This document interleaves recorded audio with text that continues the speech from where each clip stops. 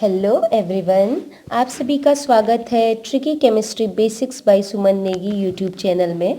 तो आज हम पढ़ेंगे विलियन भाग 10, जिसमें हम पढ़ेंगे हेनरी का नियम। आपको पता है विलियन भाग 9 में हमने क्या पढ़ा था? विलियन भाग 9 में हमने पढ़े था विलेयता के बारे में पढ़ा था। मीन्स किसी विलायक में जो गैस होते हैं उनकी विलेयता कैसे चेंज होती है। मीन्स ताप का क्या प्रभाव पड़ता है, दाब का क्या प्रभाव पड़ता है, और जो हम गैस घोल रहे हैं, विलेय घोल रहे हैं, उसकी प्रकृति का क्या प्रभाव पड़ता है, कणों के आकार का क्या प्रभाव पड़ता है। और वीडियोस के माध्यम से भी देखा था। इन केस अगर आपने नहीं देखी है तो आपसे रिक्वेस्ट है ग्रुप प्लीज़ आई बटन पे जाके वो वीडियो जरूर देखें। मैंने प्लेलिस्ट ऐड की है आई बटन में, आप उसमें सीरीज वाइज सारी वीडियोस मिल जाएंगे। फिर भी ये नियम पढ़ने के लिए आपको इससे जस्ट पहले वाला जो विलेयता वाला डेफिनेशन था विलेयता पर विभिन्न कारकों का प्रभाव, तो वो आपको ज़रूर देखनी है। तो चलिए हम स्टार्ट करते हैं हेनरी का नियम। तो देखिए नियम क्या था। सर्वप्रथम हेनरी एक साइंटिस्ट हैं, उनके द्वारा गैसों की विलायक में विलेयता तथा दाब के बीच एक संबंध स्थापित किया गया, जिसे हेनरी का नियम कहते हैं। ठीक है, उन्होंने क्या किया, हम कुछ फैक्टर पढ़ रहे थे कि किसी विलायक में हमें गैस घोलनी है। ठीक है, कोई विलायक है जैसे पानी है, उसमें CO2 गैस घोलनी है, तो हम क्या ऐसे फैक्टर लें, क्या क्या ऐसा करें कि ज़्यादा से ज़्यादा गैस घुले। तो हमने देखा था ताप का प्रभाव, और इसके अलावा विलायक कैसा होना चाहिए, विलायक की प्रकृति देखी थी, है ना। और कणों का तो कोई प्रभाव नहीं पड़ता क्योंकि कण बहुत छोटे होते हैं गैस के। तो यही कुछ पढ़े थे। अब इसमें एक फैक्टर था दाब, तो दाब का भी प्रभाव मैंने बता दिया था, वही दाब का यहाँ पर करते हैं। तो हेनरी एक वैज्ञानिक थे, वो प्रैक्टिकल कर रहे थे, कुछ एक्सपेरिमेंट कर रहे थे। तो एक्सपेरिमेंट करते वक्त उन्होंने क्या देखा, उन्होंने देखा कि जब किसी विलायक में वो गैस घोलना चाह रहे हैं, ठीक है, कोई भी गैस CO2 गैस घोलना चाह रहे हैं, तो उन्होंने देखा कि जब वो दाब ज़्यादा लगाते हैं तो ज़्यादा गैस घुल रही, और दाब कम लगा रहे हैं गैसों के ऊपर। ठीक है, एक बीकर है, उसमें आपने विलायक लिया है, जैसे जल लिया है, उसमें वो कोई गैस घोल रहे हैं, तो उसमें जब दाब ज़्यादा लगा रहे हैं तो ज़्यादा गैस घुल रही, और कम दाब लगा रहे हैं तो कम गैस घुल रही। तो इसी एक्सपेरिमेंट के बिहाफ पे उन्होंने एक नियम लगाया, और उन्होंने बोला अगर ताप स्थिर है, देखिए ताप अगर चेंज होगा ना तो कंडीशन चेंज हो जाएगी। आप ताप दाब एक साथ नहीं लगा सकते, ठीक है, एक कंडीशन को स्थिर रखना पड़ेगा। तो उन्होंने टेम्परेचर ताप को स्थिर रख दिया। फिर उन्होंने क्या किया, उन्होंने बोला स्थिर ताप पर किसी विलायक में गैस की जो विलेयता है, गैस की घुलने की पावर जो है, वो उसके दाब के समानुपाती होती है। इसका मतलब है जितना ज़्यादा आप दाब लगाओगे उतनी ज़्यादा गैस की मात्रा घुलेगी। तो हम मैथमेटिकली कहें तो क्या कह सकते हैं, विलायक में गैसों की जो विलेय मात्रा है, कितना गैस विलेय हो रही है, उनकी मात्रा वो किस पर निर्भर करेगी, किसके समानुपाती होगी, डायरेक्टली प्रोपोर्शनल दाब की, जितना दाब लगा रहे हैं। तो अगर जितनी गैस घुली है विलायक में उसकी मात्रा को हम m लिख दें और दाब को p लिख दें, तो ये फॉर्मूला बन जाएगा m प्रोपोर्शनल टू p, और प्रोपोर्शनल है, समानुपाती का चिन्ह हटेगा तो एक कांस्टेंट आएगा, एक नियतांक आएगा, और उस नियतांक का नाम दे दिया हेनरी का नियतांक, क्योंकि हेनरी ने दिया था ये। तो यही फॉर्मूला है। मैथमेटिकल रूप आपसे पूछा जाए, आप सीधे कहोगे m = KH/P, और प्रॉपर फॉर्मूला कहेगा तो आप कह सकते हैं कि किसी भी गैस में जितना ज़्यादा आप प्रेशर अप्लाई करेंगे, दाब अप्लाई करेंगे, वो उतना ज़्यादा विलायक में घुलेगी। तो एक डिटेल एक्सप्लेनेशन मैं आपको बता रही हूँ ताकि आपको समझ में आ जाए, केवल रटा ना हो। तो आपको क्या करना है, देखिए हम व्याख्या बता रहे हैं, आपको जो डेफिनेशन लिखी है वही मैं बता रही हूँ, मैंने लिखा भी है ताकि आप नोट्स भी बना लें। आपने 2 बीकर लिए हैं, ठीक है, 2 बीकर लिए हैं, ऐसे समझिए एक बीकर है, मान लीजिए ये बीकर है, इस बीकर में आपने विलायक ले लिया। ये जो आपको दिख रहा है इंडिगो कलर का, आसमानी कलर का, ये विलायक है। इस विलायक में पिंक कलर के आप गैस घोल रहे हैं, ठीक है, ये गैस आपने डाली है।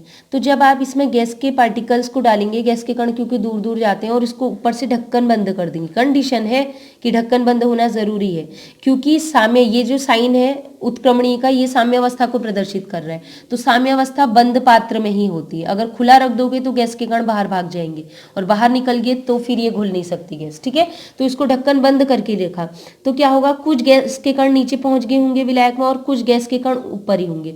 तो वो कंडीशन जिसमें क्या होता है, जो ऊपर गैस के कण है और विलियन में जो गैस के कण है, उन दोनों की सांद्रता बराबर हो जाती है, या उन दोनों की पावर, या हम कह सकते हैं जितनी जितनी गति इनकी मतलब फॉरवर्ड रिएक्शन और बैकवर्ड रिएक्शन आपने पढ़ा होगा, इनकी गति बराबर हो जाती है अग्र अभिक्रिया और पश्च अभिक्रिया की। इससे सिंपल वे में कहें तो ये जो गैस के कण हैं और यहाँ पर जो इस विलायक में जो गैस के कण हैं, इन दोनों की सांद्रता जब बराबर हो जाती है तो इसको बोलते हैं साम्यावस्था।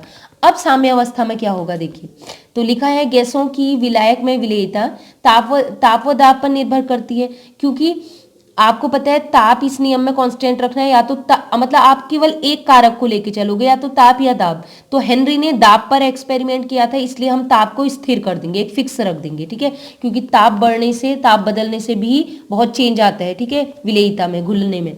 तो क्या हुआ, उन्होंने कहा जब कोई गैस इसके संतृप्त विलयन में बंद हो। संतृप्त विलयन समझ रहे हो आप लोग? संतृप्त मतलब ये जो विलयन आपको दिया हुआ है, ठीक है, ये विलयन जो आपको दिया गया है ये है सैचुरेटेड। संतृप्त मतलब इसमें जितना अधिकतम घोल सकते हैं। संतृप्त विलयन मैंने पहले पार्ट में पढ़ाया था, विलयन भाग 1 में बताया था। 1 ग्लास पानी है, 1 ग्लास पानी में अगर 10 चम्मच अधिकतम घुल सकते हैं और 10 के 10 चम्मच आपने घोल दिए तो 11वां चम्मच उसमें नमक नहीं घुलेगा।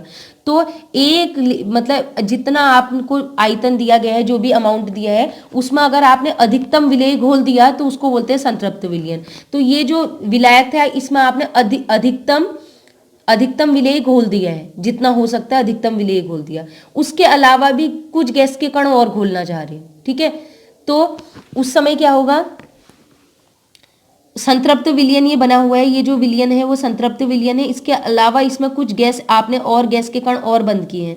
अब क्या होगा, इनके भी साम्यावस्था स्थापित हो जाएगी। बताया जब इनकी सांद्रता बराबर हो जाए, गैस के कण और विलयन में गैस के कण की सांद्रता बराबर हो जाए तो इसको बोलते हैं साम्यावस्था। अब साम्यावस्था में क्या होगा, इस कंडीशन में ले रहे हैं, इस कंडीशन में आपको दिखाई दे रहा है, यहाँ पर मैंने एक फ्लो चार्ट से समझाया है कि इस कंडीशन में जब साम्यावस्था आ जाएगी तो आप क्या करेंगे, मान लीजिए आपने 2 बीकर लिए हैं, ठीक है, दोनों में साम्यावस्था है। अब इसमें आप दाब लगा रहे हैं, ठीक है, पहले इसको समझते हैं। इसमें आपने 10 टॉर का दाब लगाया। टॉर होता है दाब का मात्रक। टॉर लिख सकते हैं, या फिर आप लिख सकते हैं बार लिख सकते हैं, या फिर आप लिख सकते हैं पास्कल, या फिर इसके अलावा आप ले सकते हैं एटीएम, वायुमंडलीय दाब। ये दाब की यूनिट है। तो मान लीजिए 10 बार का, 10 टॉर का आपने क्या लगाया, दाब लगाया। इसको प्रेशराइज कर रहे हैं। इस बीकर में विलायक भरा है, इसमें गैस के कण भी, अब इसको आप प्रेशराइज कर रहे हैं। आप सोचिए जो गैस के कण है ये भी नीचे घुल जाए, ठीक है। तो आपने 10 टॉर का लगाया और दूसरे बीकर में आपने 50 टॉर और जोर से उसको प्रेशराइज किया, ज्यादा प्रेशर लगाया इस गैस के कणों में कि यहाँ घुल जाए। तो आप क्या देखोगे, जहां आपने कम दाब लगाया था वहां पर कम गैस के कण नीचे आएंगे। वैसे ही समझिए ना, गैस के कण ऊपर है, कम दाब लगाओगे तो कम गैस नीचे, गैस के कण नीचे विलायक में कम जाएंगे। तो कम दाब अप्लाई करोगे तो गैस के बहुत कम कण नीचे जाएंगे, और नीचे कणों की संख्या कम है। नीचे मतलब विलायक में गैस के कणों की संख्या कम होगी तो हम कहेंगे कि विलेयता कम है। जबकि अगर आपने दाब ज्यादा अप्लाई कर दिया तो देखिए यहाँ पर पिंक कलर के कण कितने ज्यादा दिख रहे हैं इसकी तुलना में। यहाँ पर ढेर सारे गैस के कण नीचे घुल गए हैं। तो अगर आप ज्यादा दाब लगाओगे तो यहाँ पर जो घुलने वाला गैस की मात्रा होगी वो भी बढ़ जाएगी। तो गैस ज्यादा घुल रही तो हम कहेंगे विलेयता भी अधिक होगी। तो ये हो गया ना नियम। यही तो कहा था हेनरी ने कि जो घुलने वाली गैस की मात्रा है, विलायक में घुलने वाली गैस की मात्रा दाब पर निर्भर करती है। दाब कम तो विलेयता कम, दाब ज्यादा तो विलेयता ज्यादा। बस यही नियम है। अब देखिए ठीक उसी समय एक दूसरे वैज्ञानिक थे डाल्टन। आपने सुना होगा ना डाल्टन का आंशिक दाब का नियम, Dalton's law of partial pressure सुना ही होगा। तो उसी टाइम पे डाल्टन एक वैज्ञानिक थे, वो भी एक्सपेरिमेंट कर रहे थे और उन्होंने भी एक नियम निकाला। ठीक है, वो भी इसी चीज पे एक्सपेरिमेंट कर रहे थे कि अगर मैं गैस पे दाब ज्यादा अप्लाई करूं तो क्या होगा। ठीक है, सेम वही कॉन्सेप्ट पे। तो उन्होंने भी एक्सपेरिमेंट किया। उन्होंने क्या कहा, थोड़ा सा नियम में चेंज हुआ। उन्होंने ये बोला, जैसे उसने बोला था विलायक की मात्रा, इन्होंने बोल दिया विलायक का, सॉरी उन्होंने बोला था कि विलायक में गैस की मात्रा, तो इन्होंने बोला गैस का मोल अंश, पर्टिकुलर मात्रा न लगी, उन्होंने मोल अंश बोल दिया। तो इन्होंने कहा कि गैसों पर जितना ज्यादा आप दाब लगाओगे, लेकिन इन्होंने दाब नहीं बोला, यहाँ पर बोला आंशिक दाब, क्योंकि बात आ गई विलयन की। मैंने आपको बताया था ना, विलयन में विलेय भी उपस्थित है, विलायक भी उपस्थित है। तो जब विलयन में दो चीजें उपस्थित हैं, है ना, विलायक और विलेय, तो दोनों को आंशिक बोलेंगे। तो क्या हो जाएगा, अब इस विलयन में गैस भी होगी, विलेय, और विलायक मतलब जो जल लिया है, विलायक जो भी लिया है वो भी होगा, इसलिए गैसों का आंशिक दाब कहेंगे। ठीक है, तो इन्होंने कहा कि गैसों क्या होगा, जितना ज्यादा आंशिक दाब, जितना ज्यादा दाब ये गैसें लगाएंगी, ठीक है, इन गैसों पर जितना ज्यादा आंशिक दाब लगेगा उतनी ज्यादा गैस के मोल घुलेंगे विलयन में। ठीक है, विलयन में उतने ज्यादा गैस के मोल घुले होंगे। वही नियम है, सेम, कोई डिफरेंस नहीं, इसने आंशिक दाब कह दिया और यहाँ गैस की मात्रा की बजाय मोल अंश ले लिया। मतलब आप जितना ज्यादा दाब अप्लाई करोगे, यहाँ पर बस आंशिक दाब बोल देना, उतनी ज्यादा गैस की मात्रा घुलेगी, मतलब उतने ज्यादा गैस के मोल अंश घुलेंगे। मोल अंश तो हम पहले पढ़ चुके हैं ना, ये हमने पढ़ाया हुआ है, तो आप देख सकते हैं अगर नहीं पढ़ा है आपने। ठीक है, किसी विलयन में विलेय और विलायक, ठीक है, किसी विलयन में विलेय और विलायक घुला है तो विलेय की मात्रा मोल अंश, विलायक का मात्रा मोल अंश, क्योंकि कुछ अंश उसका है कुछ अंश उसका है, इसलिए मोल अंश कहते हैं।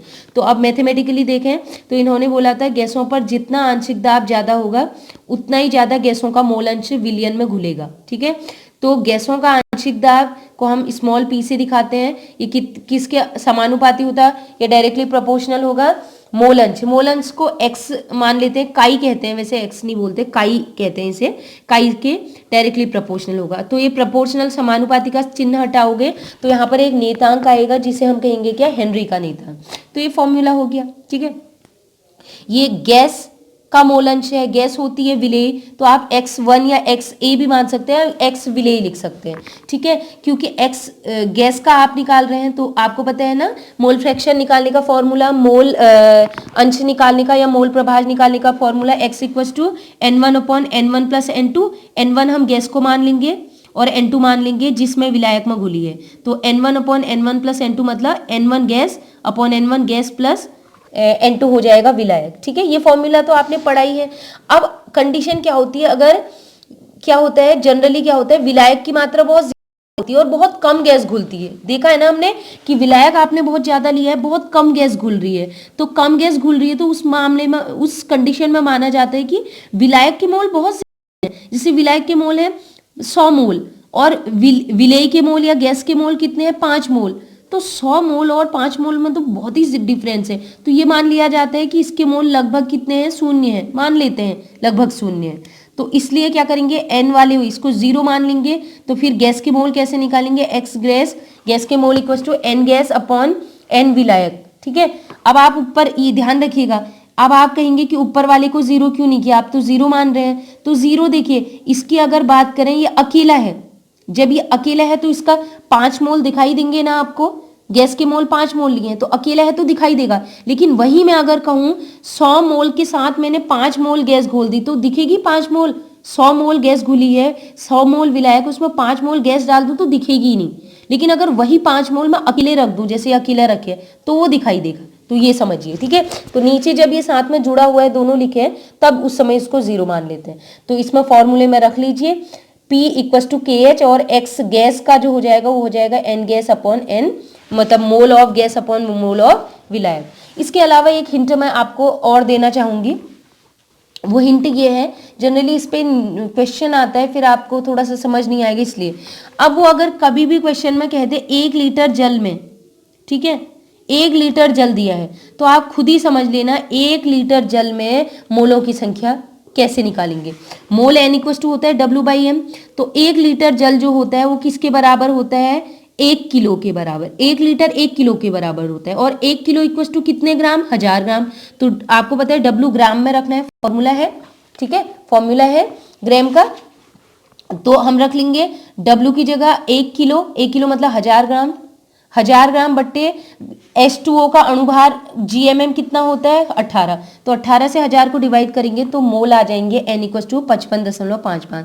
तो ये याद कर लीजिए 1 लीटर जल कहा है। अगर उसने खाली जल भी लिखा है तो आप समझ लेना मोल पानी के 55.55 है। लेकिन अगर दिया है जैसे 500 ml या कुछ और क्वांटिटी दी है तब तो अलग बात है। अगर 1 लीटर दिया है सीधे सीधे मोल जल के आ जाएंगे 55.55, ये विलायक होगा। या फिर अगर कुछ भी नहीं दिया है खाली जल लिखा है तब भी मान लेना कि मोल कितने होंगे 55.55, ये न्यूमेरिकल के लिए। नेक्स्ट है हेनरी के नियम के अनुप्रयोग, मतलब हमने कहाँ कहाँ देखा है, तो मैं जनरली आपको बता देती हूँ। देखिए आपने देखा होगा कोल्ड ड्रिंक, है ना, कोल्ड ड्रिंक की बोतल्स देखी हैं, एक बार देख लीजिए, यहाँ पर मैंने शो किया है डायग्राम, ठीक है। तो आपने कोल्ड ड्रिंक्स की बोतल में देखा होगा कि क्या होता है, जैसे आप उसको ढक्कन खोलते हैं ना, वैसे मैं आपको बता देती हूँ, जो वो होता है सोडा वाटर या कोई भी सॉफ्ट ड्रिंक आप पीते हैं, कोको कोला, मिरिंडा, फेंटा, जो भी आप पीते हैं, तो उसमें क्या होता है, पानी होता है, और पानी के अलावा और एडिटिव तो मिला होगा ही होगा, लेकिन पानी है समझिए ज़्यादा विलायक, और उसमें CO2 गैस घोले रहते हैं। क्यों, कैसे पता CO2 गैस घोलते हैं, तो जैसे ही आप उसका ढक्कन खोलते हैं ना, तो उसमें से आपने देखा झाग फोम टाइप का निकलता है, गैस निकलती है बबल्स के रूप में बाहर को निकलता है। तो वो गैस कौन सी होती है, CO2 की। तो उस CO2 को दाब लगा के उस जल के अंदर घोला गया है। तो ये कौन सा नियम है, हेनरी का नियम ही तो है। हेनरी के नियम के अकॉर्डिंग घोला है, उसमें हमने दाब जितना ज्यादा अप्लाई किया उतनी ज्यादा CO2 गैस उसमें घुली है। तो ये सोडा वाटर में जो CO2 गैस घुली होती है, हेनरी के नियम का पालन करती है। इसके अलावा मैं आपको एक चीज बता देती हूँ। देखिए क्या होता है, अगर हम बात करें, जैसे जैसे हम ऊंचाई में जाते हैं ना, जितनी ऊंचाई में हम जाते रहेंगे, जैसे ग्लेशियर की ओर कहें, पहाड़ों की ओर, जितनी ऊंचाई में हम जाते जाएंगे उतना क्या हो जाएगा, ऑक्सीजन का मात्रा कम होती जाएगी। ठीक है, ऑक्सीजन की मात्रा कम क्यों होगी, क्योंकि आंशिक दाब कम हो जाता है। अब होगा क्या, देखिए कोई पर्वतारोही है मान लीजिए, ठीक है, वो गया ऊंचाई में जाता रह रहा। अब ऊंचाई में क्या हो जाएगा, दाब जो होता है गैसों का दाब कम।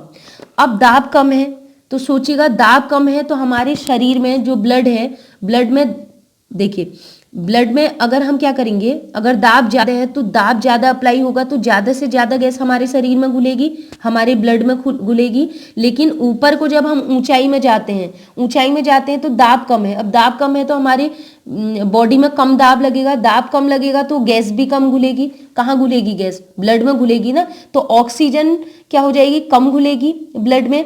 तो ब्लड में ऑक्सीजन कम घुलेगी तो ऑक्सीजन की कमी हो जाएगी खून में, और हमें तो जरूरत होती है ना ऑक्सीजन की।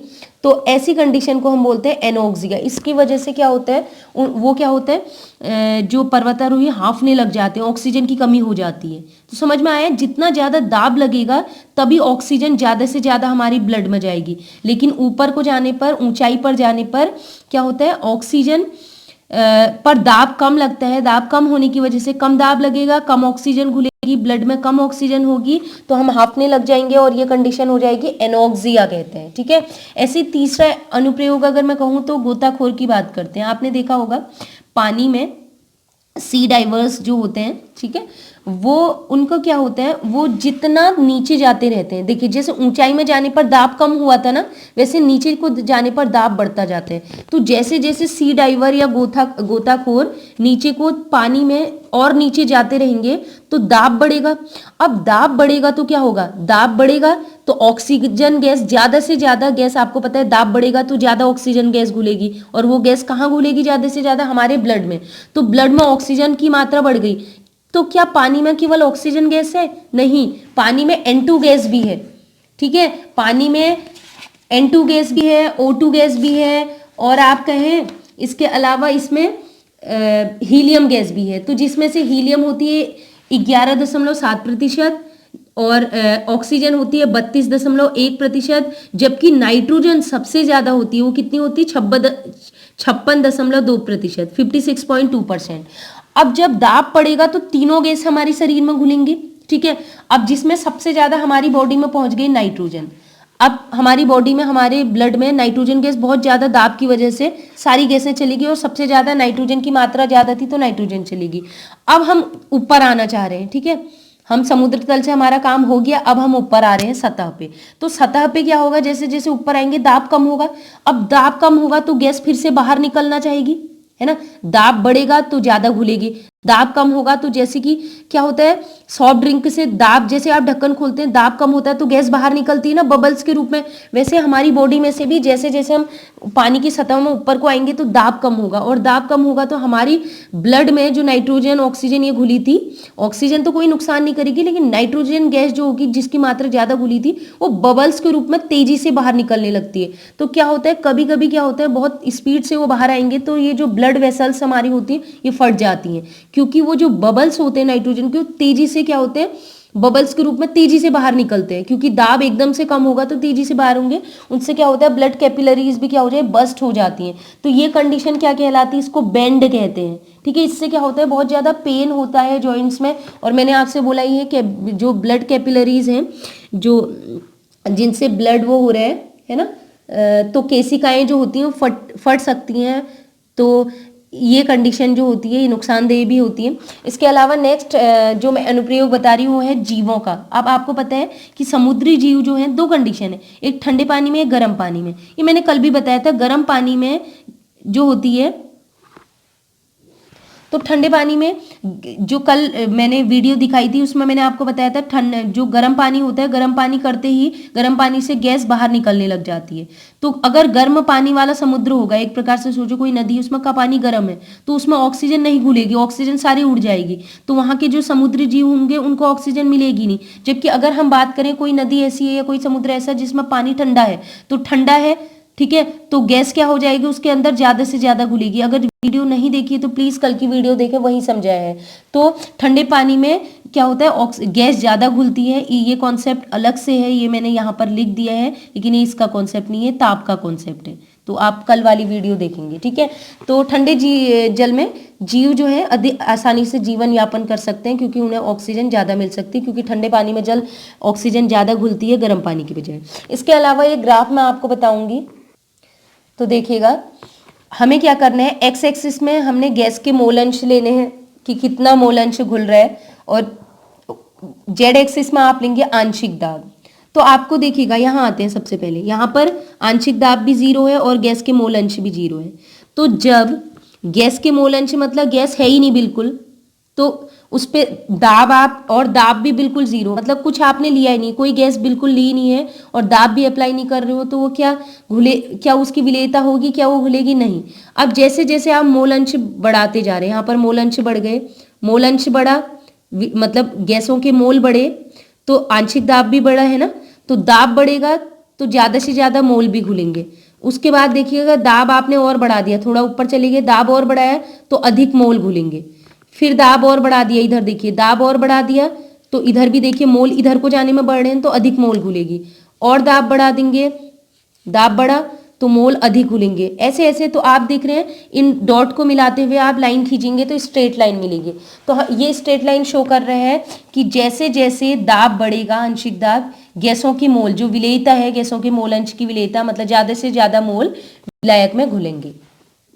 अब हम पढ़ेंगे इसकी कुछ लिमिटेशन, मतलब हेनरी नियम की सीमाएं, मतलब कहाँ पर हेनरी का नियम फेल हो सकता है ना। कोई भी नियम ये तो नहीं है 100% यूनिवर्सल ट्रूथ है कि सब जगह पर काम करे, कहीं ना कोई इसकी लिमिटेशन होती है, कमियां, तो वो कमियां हम बताएंगे। सबसे पहले देखिएगा, हमने बोला जितना ज्यादा दाब लगाएंगे उतनी ज्यादा गैस घुलेगी, लेकिन नहीं, एक लिमिट से ज्यादा अगर आप दाब लगा दे दो, मान लीजिए वो 100 टॉर तक ही, मैंने 100 बार दाब लगा रहे तब गैस घुल रही, 100 बार से अगर उसकी सीमा 100 बार है, 100 बार से ज्यादा दाब लगाओगे तो फिर गैस का घुलना बंद हो जाएगा। तो समझ में आ रहे हैं कि ये जरूरी नहीं है कि जितना दाब बढ़ाते जाओगे ज्यादा ज्यादा गैस घुलेगी, नहीं, एक निश्चित दाब के बाद उसका घुलना बंद हो जाएगा। आप कितना ही दाब अप्लाई करोगे अपने हिसाब से घुलेगा, ठीक है। तो एक निश्चित सीमा तक लागू होता है। उसके अलावा विलायक में घोले जाने वाले गैस के अणुओं का संगुणन व वियोजन नहीं होना चाहिए, ठीक है। जिस गैस को आप विलायक में घोल रहे हो वो विलायक के साथ जुड़नी नहीं चाहिए, संगुणित नहीं होनी चाहिए, अट्रैक्शन, कोई हाइड्रोजन बॉन्ड, आयनिक बॉन्ड नहीं बनना चाहिए उसमें, या फिर वियोजन, वो जो गैस ले रहे हैं वो टूटनी नहीं चाहिए, वियोजित नहीं होनी चाहिए। मान लीजिए उसको विलायक में घोला और 2 भागों में टूट गई, ऐसा नहीं होना चाहिए, ठीक है। नेक्स्ट है वे गैसें जो विलायक के साथ अभिक्रिया करके, अभी ऐसा भी होगा कि कुछ गैसें ऐसी होंगी जो विलायक के साथ अभिक्रिया कर लेती हैं। तो अगर आप ऐसी गैसें घोल रहे हैं विलायक में जो विलायक के साथ अभिक्रिया करके कुछ नया प्रोडक्ट बना ले, नया उत्पाद बना ले रही, तो वहां पर भी ये नियम, हेनरी का नियम जो है वो फेल हो जाएगा।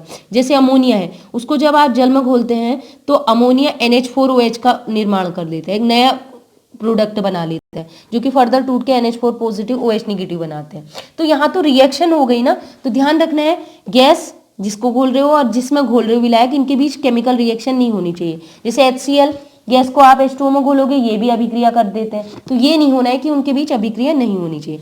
जबकि जैसे ऐसे HCl है, इसको बेंजीन में घोलोगे तो यहाँ पर अभिक्रिया तो यहाँ पर हेनरी के नियम का पालन करेगा, लेकिन ये कंडीशन अगर जल में घोल रहे हो अमोनिया या HCl को तो ये पालन नहीं करेगा, क्योंकि यहाँ पर ये अभिक्रिया कर लेते हैं। अब उसके बाद आ गया नेक्स्ट है, यह नियम अल्प विलेय गैसों के लिए लागू होता है। अब देखिएगा कुछ गैसें बहुत ज़्यादा घुल जाती हैं, ठीक है, कुछ गैसें ऐसी होती हैं जो बहुत ज़्यादा घुलती हैं जल में या विलायक में, और कुछ गैसें कम घुलती हैं। तो हमें वो गैसें लेनी हैं जो विलायक में कम से कम घुले, ठीक है, विलायक में कम से कम घुलनी चाहिए। तो यहाँ पर आप देख सकते हैं मैंने एक चार्ट दिया हुआ है जिसमें अलग अलग गैसों के बारे में बताया कि कौन कितना घुलता है। तो मैं आपको बता देती हूँ, सबसे ज़्यादा जो जल में घुलने वाली है गैस वो है हीलियम। हीलियम सबसे ज़्यादा घुलती है, और जिसकी घुलनशीलता सबसे कम है वो है वाइनिल क्लोराइड, ठीक है। वाइनिल क्लोराइड, मीथेन, ये ऐसी गैसें हैं जो जल में बहुत कम घुलती हैं, और सबसे ज़्यादा घुलती हीलियम, उससे थोड़ा सा कम है हाइड्रोजन, ठीक। ये लिस्ट में आप देख सकते हैं। तो आपको ऐसी गैसें लेनी है जो विलायक में कम से कम घुलें, बहुत ज़्यादा नहीं घुलनी चाहिए, ठीक। इसके अलावा नेक्स्ट लिमिटेशन है, ताप की एक निश्चित सीमा पर ही ये लागू होते हैं। मैंने कहा था आपसे कि ताप स्थिर होना चाहिए। तो स्थिर होना चाहिए का मतलब ये भी नहीं कि ताप आपने -22 डिग्री सेल्सियस कर लिया, या फिर 600 डिग्री सेल्सियस ताप बहुत बढ़ा दिया या ताप बहुत कम कर दिया, ये नहीं करना है। ताप की एक एवरेज, जैसे हम रूम टेम्परेचर कहते हैं 25 डिग्री सेल्सियस, तो ऐसे नॉर्मल टेम्परेचर होना चाहिए। आप ताप बहुत बढ़ा देंगे, ताप बहुत कम कर देंगे, तो मैंने पहले भी कहा था अगर ताप में चेंज आएगा तो दाब वाला नियम फेल हो जाएगा, ठीक है। चलिए, तो नेक्स्ट है एक दो न्यूमेरिकल है एनसीईआरटी बुक के। मैंने अदर भी चेक किए थे तो अदर क्वेश्चन थे नहीं, तो हमने कहा 2 क्वेश्चन कर लेते हैं। तो क्वेश्चन नंबर 1 है, सड़े हुए अंडे जैसी गंध वाली विषैली गैस H2S, ठीक है, का गुणात्मक विश्लेषण में उपयोग की जाती है। आपको पता है H2S गैस कीप्स अपरेटस द्वारा बनाई जाती है ना। यदि H2S गैस की जल में STP पर विलेयता 0.195 हो तो हेनरी के स्थिरांक की गणना करो। तो आपको करना क्या है, सबसे पहले आप गिवन लिखेंगे। पहले उसने लिखा है कि STP पर जो H2S गैस है वो कितना घुल रहा है, 0.195 मोलर, ठीक है, स्मॉल m है, ठीक है। तो इतना घुल रहा है, मोलर मतलब मोल दिए हैं इसके, तो 0.195 जल में घुला है कह रहा है, जल की कोई मात्रा नहीं बताई है। तो मैंने कहा जब जल की मात्रा नहीं बताया, आप समझ लेना 1 लीटर जल है या 1 किलो जल है। तो हमें लीटर की जरूरत नहीं है, हम केजी चाहिए या ग्राम चाहिए, तो हम मान लेंगे कि 0.195 1 kg। हाँ देखिए एक चीज, इसने स्मॉल m दिया है, ठीक है, मोलरता, ठीक है, मोलरता दी है। तो मोलरता जब भी हम दी जाती है स्मॉल m दे रखा है, मोललता, सॉरी मोलैलिटी, ये मोलरता मोललता में थोड़ी कंफ्यूजन होती है। स्मॉल m होता है मोललता, ठीक है, मोलैलिटी। तो मोलैलिटी का मतलब होता है इतना मोलल जो है वैल्यू वो घुला है 1000 ग्राम में। पता है ना आपको 1 किलो मोललता किसे कहते हैं, 1 किलो जल में विलायक में घुले हुए मोलों की संख्या। तो 0.195 मोल किसने हैं, H2S के, वो घुले हैं 1 किलो में। यही डेफिनेशन होती है मोललता की, मोलैलिटी की, स्मॉल m की। तो इसका मतलब है 0.195 मोल है किसके, H2S के। और इसका द्रव्यमान कितना है जल का, दे रखा है 1 kg। तो N1 अगर हम बात करें मोल, मतलब H2S गैस के मोल, इसको हम N1 मान लेते हैं, विलेय 0.195। अब N2 जल के निकालेंगे, क्योंकि जल का द्रव्यमान जो है W दे रखा है हमें 1000, 1 किलो मतलब 1000 ग्राम, और अपॉन इसका है ना फॉर्मूला N=W/m, W रख लिया, M होता है GMM होता है ग्राम मॉलिक्यूलर मास, इसका निकालेंगे, H का होता है 1, 2 हाइड्रोजन का हो जाएगा 2, प्लस ऑक्सीजन का होता है 16, 16 और 2 18, तो GMM 18 आ गया, डिवाइड करेंगे तो 55.55, अभी बताया था आपको। तो 55.55, वैसे ही आपने अनुमान लगाने 1 किलो या 1 लीटर कहे तो समझ लेना 55.55 मोल होंगे, ठीक है, निकल गया। अब आपको दाब दिया है, अब दाब भी आपको पता होना चाहिए या वो मेंशन करेगा। तो STP पर जो दाब होता है ना, सामान्य ताप दाब जो कंडीशन होती है उस समय, या NTP बोलते हैं, उस समय दाब होता है बार में अगर कहें तो 0.987 बार, वो आपको मेंशन करेगा, ठीक है। तो सबसे पहले हमारा काम क्या होगा, सबसे पहले हम मोल अंश निकालेंगे, x फॉर्मूले में x आ रहे हैं ना, मोल अंश निकालेंगे। मोल अंश विलेय के निकाल रहे हैं, विलेय होता है N1, N1 upon N1 plus N2, N1 है 0.195 अपॉन N1 नीचे रखेंगे प्लस N2। तो आप चाहें तो N1 जो नीचे था, मैंने कहा था कि विलायक का मोल अंश बहुत ज्यादा होता है और विलेय का देखो कितना कम है, विलेय इतना कम और विलायक इतना ज्यादा, 55 और ये 0.195, तो इसको 0 भी मान सकते हैं, नेग्लेक्ट कर सकते हैं, नीचे वाले को जोड़ना चाहे तब भी आ जाएगा। तो ये मोल अंश आ चुके हैं 0.0035। अब फॉर्मूले में रख दो। तो हेनरी का नियम कहता है विलेय की ये आंशिक दाब इक्वल टू होगा KH इंटू मोल प्रभाज के बराबर है H2S के। तो वैल्यू रखी, P की वैल्यू ये रख दिया 0.987, KH निकालना है 0.0035, ये हमें मोल फ्रैक्शन मिल गया, मोल प्रभाज मिल गया H2S के। तो इसको यहाँ लेके जाओ तो KH का मान आ जाएगा 282 बार। ये आंसर आ चुका है। नेक्स्ट क्वेश्चन है 298 केल्विन ताप पर CO2 गैस की जल में विलेयता के लिए हेनरी स्थिरांक का मान 1.67 इंटू 10⁸ PA मतलब पास्कल है। 500 ml सोडा जल 2.5 ATM दाब पर बंद किया गया है, तो 298 केल्विन ताप पर घुली CO2 की मात्रा ज्ञात करो। मात्रा मतलब मोल भी निकाल सकते हो, आप ग्राम में भी निकाल सकते हो। मात्रा कह रहा तो ग्राम में ही निकालना चाहिए। ये दाब दिया है पास्कल में, इधर स्थिरांक का मान पास्कल में दिया है, और यहाँ दाब जो दिया गया है वो ATM में दिया है। KS दिया है पास्कल में, ये ATM में, तो आपको चेंज करना पड़ेगा। ठीक है, तो हम इस पास्कल वाले को भी ATM में ही बदलेंगे। तो अब मैं आपको बता दे रही हूं, एक ATM इक्वल टू होता है, ये देख लीजिए, एक ATM इक्वल टू होता है, ठीक है, 1,01,325, ठीक है, 101,325। तो 1 ATM इक्वल टू इतना होता है। तो आपने क्या करना है, पास्कल को बदल लेंगे ATM में। तो देखिएगा जो दाब दिया है वो दिया है 2.5 ATM, इसको ऐसे ही रहने दीजिए। पास्कल को बदलेंगे ATM में, तो आप क्या करेंगे, स्थिरांक KH इक्वल टू दिया है 1.67, सॉरी मैंने H लिख दिया 67 इंटू 10⁸ पास्कल, इसको बदलेंगे ATM में, तो इतने को डिवाइड कर देंगे 1,01,325 से डिवाइड करेंगे। तो डिवाइड करने पर ATM में आ गया 1.648 इंटू 10⁻3 ATM, तो ये आ गया KH। अब आपको हेनरी का नियम लगाना है सीधे। हेनरी का नियम P equal to KH into XCO2, ठीक है। तो P दे रखा, दाब दिया है 2.5 ATM, KH का मान ये हमने निकाल लिया, ये रख दिया। XCO2 अभी हमें पता नहीं है, ठीक है, तो इसको इक्वल के यहाँ ले जाएंगे, इसके अपॉन में ले जाएंगे, यहाँ मल्टीप्लाई में इसके बट्टे में आ जाएगा 2.5 डिवाइडेड बाई 1.648 इंटू 10⁻3 डिवाइड कर देंगे, तो आंसर आ गया ये। मतलब CO2 के इतने मोल घुले हुए हैं, सॉरी CO2 के इतने मोल अंश, X जो होता है, काई जो होता है वो मोल अंश होता है, इतना घुला है। अब वो मोल अंश नहीं पूछ रहा, वो बोल रहा CO2 की मात्रा, ग्राम में हमें W निकालना है, पहले मोल निकालने पड़ेंगे फिर W। तो आप क्या करेंगे, जल के मोल, पहले जल के मोल निकाल लेते हैं। तो NH2O, ठीक है, तो ये होता है W/M। W कितना दिया है, सोडा जल कितना दे रखा, 500 ml, तो 500 ml को 500 ग्राम भी आप मान सकते हैं, मैंने अभी बताया था, जैसे 1 लीटर को 1 किलो मान सकते हैं। तो 500 ml आपने मान लिया 500 ग्राम, ठीक है, ml है तो ये ग्राम में मान लीजिए 500 ग्राम, बट्टे इसका GMM होता है अणुभार 18, तो डिवाइड करेंगे तो जल के मोल निकल के आ गए 27.8। यहाँ पर मेंशन किया है कि 500 जल है, 500 ml जल है, ठीक है, इसलिए, वरना हम 55.55 मान लेते अगर कुछ ना दिया होता तो। ये तो आ गए जल के मोल। अब आप क्या करेंगे, CO2 के मोल निकालने, उसके लिए कुछ भी नहीं करना है। XCO2 हमें पता है इक्वल टू होता है फॉर्मूला, ये है विलेय के मोल इक्वल टू विलेय के मोल CO2 है अपॉन विलेय के मोल प्लस विलायक के मोल।